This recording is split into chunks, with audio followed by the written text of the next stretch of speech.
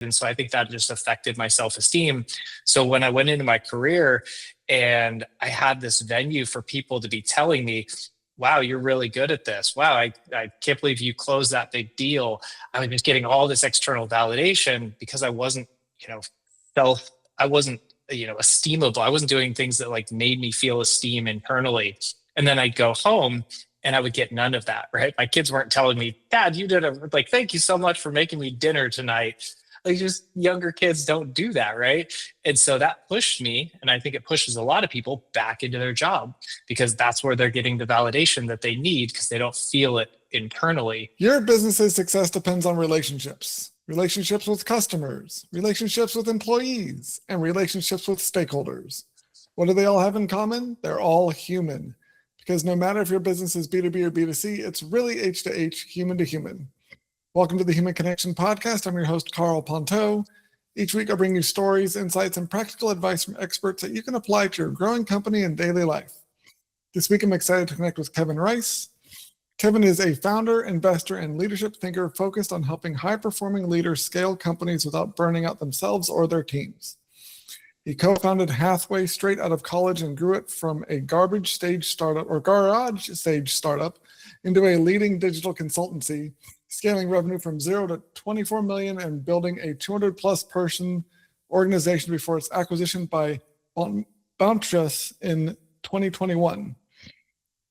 During his tenure, Kevin led go-to-market strategy, revenue growth, and enterprise partnerships, closing dozens of seven-figure deals and delivering mobile apps, loyalty platforms, and digital growth systems for global brands including PepsiCo, Wingstop, and Dutch Bros. His work helped unlock hundreds of millions of dollars in enterprise value. Following the acquisition, Kevin stepped away from the full-time corporate leadership to explore a deeper question: how leaders can pursue ambition while staying present for the people who matter most. As a former full-time single father of two boys during a period of intense professional growth, he brings a rare, lived experience navigating pressure, identity, resilience, and leadership, both at work and at home. Today, he invests through Theorem One Capital and advises growth stage AI native and vertically focused companies such as Parallel, Daybreaker Health, and InStore.ai.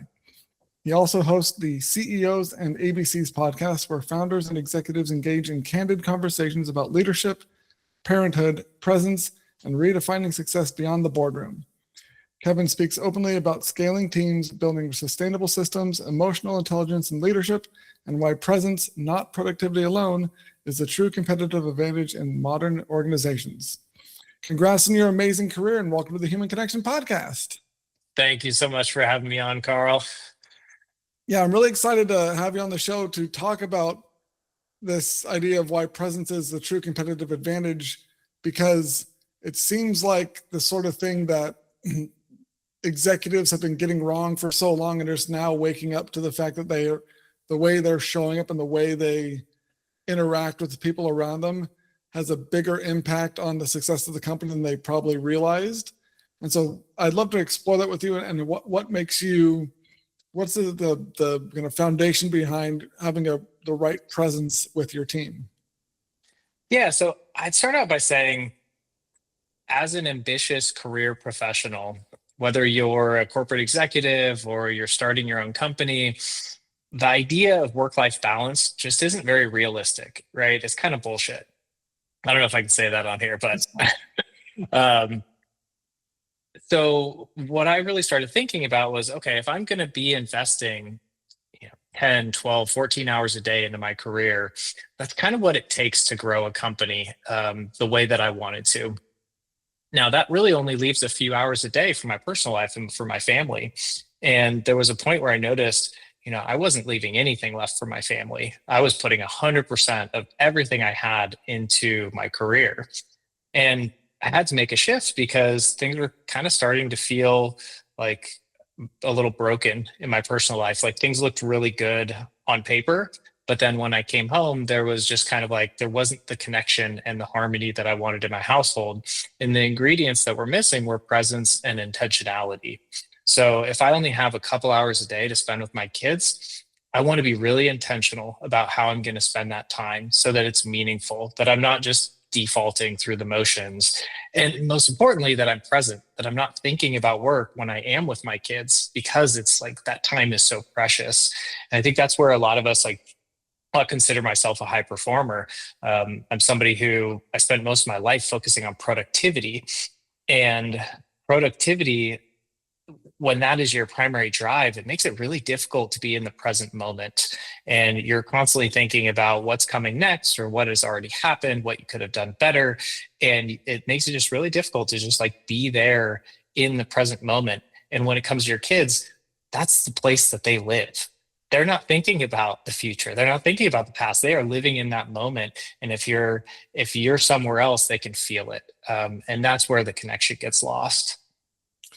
Yeah, it's something that I definitely agree that the being present and in the moment is something that we all start life living in as kids, and it's eventually, I don't know, taught out of us, or we're, the way the world is designed or built. We kind of have to think more about other things besides the current moment. But then if you don't have that ability to be present and actually reconnect with people and be focused on the now, then you are sacrificing those relationships, because yeah, your kids definitely can, but even your team members and other like your partners and spouses and stuff can tell when someone is physically in the room but not mentally in the room, and or emotionally in the room. And it does have a lot of negative impact on relationships. I mean, I remember, I think it was actually, of all people, Jimmy Carr talking about this, where if someone goes, like two people sitting at a kitchen table, and one's reading like a newspaper, remember what newspapers were? But reading something, goes, huh, and the other person doesn't go, what? Like that lack of awareness of the other person saying something takes like 5 good things to rebuild that, like in a broken or kind of damage to the relationship. So it takes a lot more effort than people think to as be present, but it's worth doing, because you miss out on so much by not living in the moment, especially when you're trying to connect with people around you, and especially people that are part of your family and your team. Yeah, I could think for years I would go home and I would read bedtime stories to my kids. And it's the same bedtime stories over and over. And so I kind of memorize them. And I could read through the bedtime stories. At the same time, I was thinking about like, what's my next pitch for tomorrow? What's my next leadership meeting? What are the challenges we're dealing with? And so I thought I was being really smart, multitasking, like here I am being productive, reading to my kids, but at the same time, I'm getting more work stuff done. I thought it was just the smartest thing ever. And in reality, my kids noticed, right? They were like, why aren't you doing the voices? Dad, what just happened in this chapter? And I wasn't actually there in the moment. And like I said, they could feel the difference. And I knew that like things had to change, because I didn't want to be the guy who was successful in my career, but totally lost my family, and sacrificed my relationship with my kids for a career. Yeah, and I think there is this big issue with high performers who achieve, like I said, on paper success in their careers, have a big exit, or their company is doing really great, but then they have this kind of emptiness inside them, and go like, well, is this it? Is this what I was working so hard to accomplish? Why do I still feel unfulfilled? And it's because you don't have the people around you that are and the connections to really enjoy the success with, or just their definition of success was defined by other people and doesn't really align with what they care about. And if they're doing all these things while sacrificing those connections, then yeah, the experience is very lonely, because everyone who had been around you when you started is now gone, because you didn't prioritize those. And so it's I think important for people, and it's in general, I think that a cultural shift needs to happen, where the definition of success for people and for companies has to go beyond the the monetary and be more about the relationships and the wellness and the impact they're having on other people, because that way, when you reach those goals, there's you still have that balance and you have the people around you, and it's not just about only the productivity and only the bottom line and only these things that are devoid of the connection part of life, because we're wired to need those connections. And if you're working so hard and ignoring those, then you're really ending up hurting yourself and those around you. Yeah, I totally agree. And just to build on that, you're talking about high achievers. I And you also mentioned like this is just how our society is designed to raise children and early education. It starts with grades, right? You get all this external validation around grades, and then maybe it goes into sports, and you get external validation in sports, and then you move into your career, and your career is just a external validation factory, right? Every week you've got a performance for like a one-on-one, you're checking in on your performance, you're getting feedback, you're getting positive remarks, you're getting raises and promotions and more responsibilities. And so for me, as somebody like, I think I kind of grew up with a little bit of like lower self-esteem internally. Like you wouldn't guess that by interacting with me, but I was like a little overweight as a kid. And so I think that just affected my self-esteem. So when I went into my career and I had this venue for people to be telling me, wow, you're really good at this. Wow, I can't believe you closed that big deal. I was just getting all this external validation because I wasn't, self, I wasn't, esteemable. I wasn't doing things that like made me feel esteem internally. And then I'd go home and I would get none of that, right? My kids weren't telling me, Dad, you did thank you so much for making me dinner tonight. Like just younger kids don't do that, right? And so that pushed me, and I think it pushes a lot of people back into their job because that's where they're getting the validation that they need because they don't feel it internally. So this is this like high achievers, just difficult like challenge of, how do you get your esteem and your needs met when it's not solely through your career? Like, and part of that is, spending time with your family and just having meaningful connections with your kids. When I do things for my kids and I say, okay, I'm going to do this and I follow through, that makes me feel esteem. And I don't need it as much. I don't have to gravitate back to my career as much to get that. So it's just something you kind of made me think about.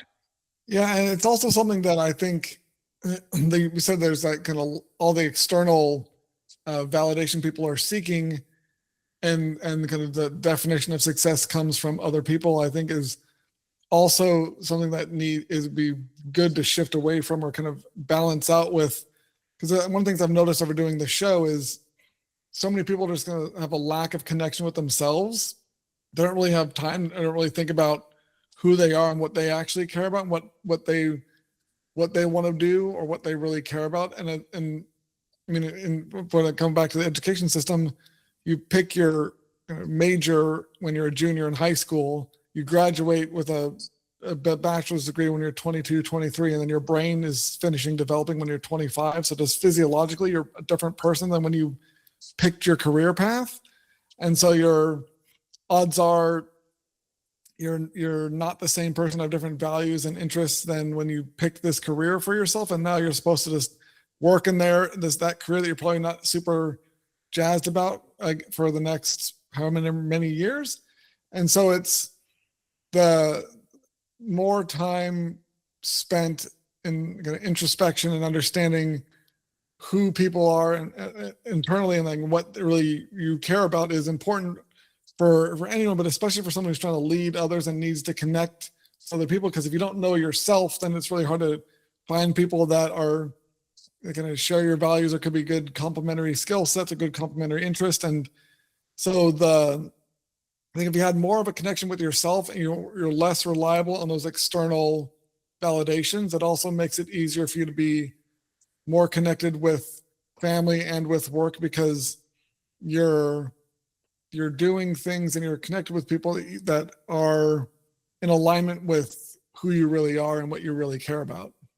Yeah, sure. I was an agricultural business major. And then I ended up starting a tech company. So I did nothing to do with what my major was. Um, but actually, I went through a period, probably like the most difficult, peak of my career was also the most challenging personally.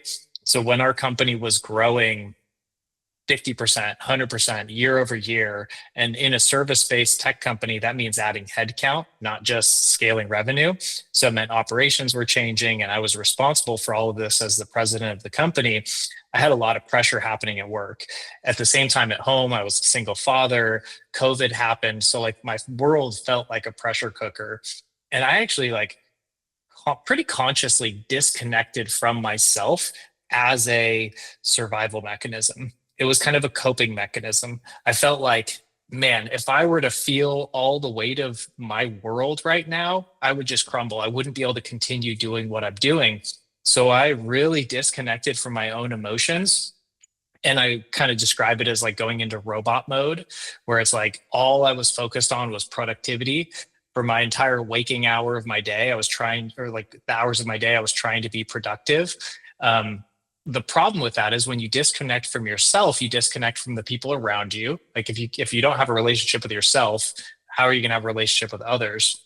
And then also when you disconnect from yourself, like your emotions are tied to your intuition. Your intuition is like, people say tied to your gut. So if you're not connected with your emotions, you have a really hard time like making decisions and thinking of things intuitively. And so I know there was a period of my career, my life, where I was totally disconnected from my intuition, and I had a really hard time, kind of thinking outside of the box. Like I could knock out task after task. I could have a really tough conversation with a client, with an employee. I could have a call with my divorce attorney. I could go through all of this mess, but then still just keep chugging forward. But at the cost of my relationship with my children, and my ability to just be intuitive and like make decisions without a clear like action plan ahead of me. Yeah, it's interesting you brought up the struggle with making decisions when you weren't connected with your emotions, because it's the emotional part of our brains that makes all the decisions, and we just justify them later with logic. And so if you're not feeling everything because you've numbed yourself in order to stay productive, then yeah, you don't get the negative emotions, but you also don't get the good emotions. You can't just partially numb things. And then yeah, your decision making is affected because it's that kind of trusting your gut, your intuition, all that stuff is what people describe is the emotional part of our brains at work. And it's there's been studies from I can't remember the exact name of the condition, but it's a really bad seizure condition where to treat it, they separate the lower and upper brains to stop these seizures. But afterwards, the patients who had this done couldn't pick between like blue or green socks. Like they couldn't make any decisions. They weren't getting any emotional input on anything. And so it's just demonstrates that as much as we like to think of ourselves as thinking beings that feel, we're very much feeling beings that occasionally think. And if you're numbing yourself and trying not to feel anything, then you're definitely not going to be able to function well or at a high enough level as you think you can do, or as you assume you can by shutting that off. And so it's yeah, I'm not surprised that you're struggling with that. But after you kind of got through that period, though, what was the kind of catalyst or the like aha moment that made you realize, oh, I need to switch from this productivity to presence? And how did you go about building that presence? Yeah, so I mean, I'd say it wasn't necessarily, there was a moment, right, that I look back on, and that was when we actually sold my company. We had spent 13, 14 years building this business from our garage to 250 employees. And, this was my life's work. We'd finally got to the point where we ran a process. We sold the company to a larger consulting firm. The definitive documents were signed, like the money hit the bank. I had gotten to a place where I was really, financially free. And I thought this was going to be like the moment of relief, the moment of celebration. This would be the moment where it was all worth it. And it just didn't really land like that for me. it just kind of felt like another Monday. Like, okay, this is done. Check that off the to-do list. What's the next to-do item? And I think I took a step back and I was like, this isn't how this is supposed to feel. Something's wrong here. Is something wrong with me? And that caused me to take some time to like really do some inner work. I mean, it involved therapy, personal development coaching, going to seminars, reading books, podcasts, a lot of journaling, right? Creating space to do my own actual reflection and figuring out, where does all this come from? And then I started realizing, like, I put so much time into my career. What if I put the same amount of time into myself, or maybe not the same amount of time, but the same amount of intention into myself and into myself as a parent? And that's where I really started kind of going down this curriculum of, like, there's so much to learn about being a father. I was in default mode, but I wanted to be more intentional and kind of design how I was going to be as a father with my kids. And so I spent a couple years really focusing on kind of my curriculum as a human and as a father. And then ultimately, I started writing a book on the topic. I launched my own podcast on the topic. And it really just kind of keeps me honest, as my desire is to be a more integrated human, not just a corporate professional, but somebody who is like fulfilled in all aspects of my life. Love it. Well, thank you so much for connecting with me today, Kevin. If you enjoyed this episode of the Human Connection podcast, please like, subscribe, and leave a comment. If you want to learn more about myself or Kevin, check out the links in the show notes. And remember, no matter if your business is B2B or B2C, it's really H to H, human to human. Happy connecting.